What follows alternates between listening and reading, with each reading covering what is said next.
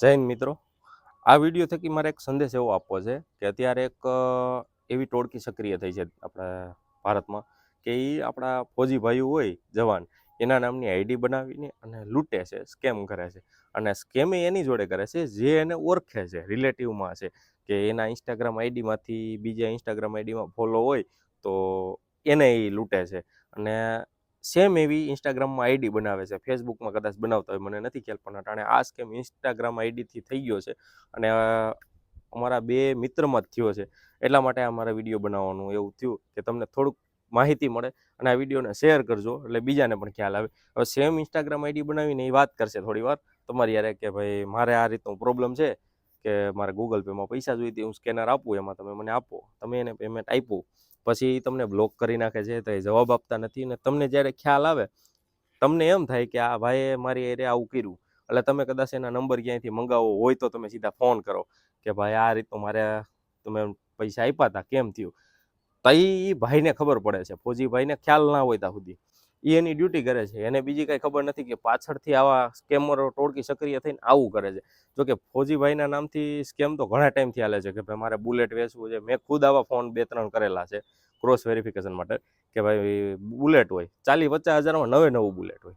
તમને એમ થાય કે 50 હજારમાં આવું બધું બુલેટ, એટલે તમે એને ઇન્ક્વાયરી કરો. ઓએલએક્સમાં સ્કેમ થતા અને ફેસબુક એડમાં થતા.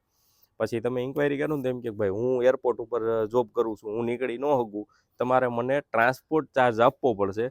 અને એ નોર્મલ ચાર્જ હોય 10,000, 5,000, 2,000 સુધી, જ્યાં સુધી તમને ખખેરી શકે ત્યાં સુધી બોલવાનો છે. એટલે તમને એમ થાય કે 5,000 દઈને બુલેટ અહીંયા પૂગે, બાકીના પૈસા પછી દેવાના. અને એ પાછા તમારે એ વાત એવી કરે કે અમારી ઉપર આખો દેશ વિશ્વાસ કરે છે, તમે એક નહીં વિશ્વાસ કરો. એટલે તમને એમ થાય કે ના ભાઈ, અને એટલું તો આપણે હોય ને કે આપણા દેશ માટે એ ફૌજી રક્ષા કરે છે, તો આપણને ઓલું હોય. અરે આઈ કાર્ડ તમને મોકલશે વોટ્સઅપમાં. એમાં તો એ એવું કરતા કે તમને વોટ્સઅપ મેસેજ કરતા ને આઈ કાર્ડ મોકલે. એટલે તમને એમ થાય કે નહીં આ સાચું છે એમ. પછી એમાં બધાને ખબર પડવા માંડી, એટલે એ બંધ કર્યું. પછી એને મોટી ગાડીઓમાં ચાલુ કર્યું, 4 વ્હીલ છે, બોલેરા છે, ટ્રક, આઈસર. પછી એમાંય માણસોને ખબર મંડવા પડી, એટલે એને ચાલુ કર્યું ફેસબુકમાં મારો ઘર વખરીનો આખો સામાન દેવાનું છે, મારું ટ્રાન્સફર થયું છે, 50,000માં મારે ફ્રીજ, એસી ને બધું દઈ દેવાનું છે. એમાંય ઘણા સ્કેમ કર્યા. હવે એ બધા માણસોને ખબર પડવા માંડી કે આ રીતના સ્કેમ થાય છે. હવે આ નવું લઈ આવ્યા ઇન્સ્ટાગ્રામમાંથી, કે અત્યારે મોસ્ટ ઓફલી બધા ઇન્સ્ટાગ્રામમાં મતતા જ હોય છે કે આપણે આમાંથી મેસેજ કરી. અને મેસેજ કરે એટલે તમને એમ થાય કે ભાઈ 2,000, 5,000 માંગ્યા કે 1,000 માંગ્યા, 500 માંગ્યા, આપી દઈ કે આપણો ભાઈ છે ને. આપણે તો પહેલો ગર્વની વાત હોય.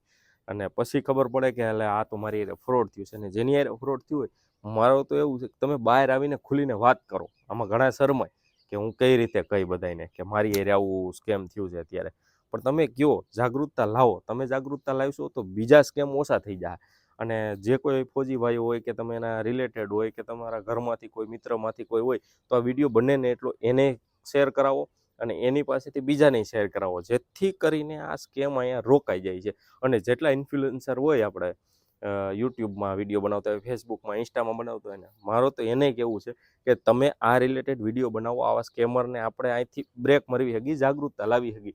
એટલું તો આપણે કરી શકીએ. કારણ કે આ નકર તો આ સ્કેમર ટોકડી નવા યુક્તિ કાઢ્યા રાખી છે. અને અત્યારે પૈસા ઓનલાઈન ટ્રાન્સફર થાય છે, એટલે એ એને જોઈ એવું મળી ગયું છે. પહેલાં તો હું તો બેંક ટ્રાન્સફર કરવાના આ છે તે છે માહિતી રહેતી. હવે આ તો સીધું ગૂગલ પે કરો, સ્કેન કર્યો, નાખ્યા પૈસા ઈસી સેકન્ડે વયા જવાના છે. કાંઈ એમાં ઓલું આપણે કરી નથી શકવાના. અને પોલીસ પકડાય છે એની રીતે, એ એનું કામે કરે છે. પણ આપણે તો ત્યાં સુધી જાગૃતતા લાવીને તો બને એટલો વિડીયોને શેર કરો. જય માતાજી, જય હિન્દ.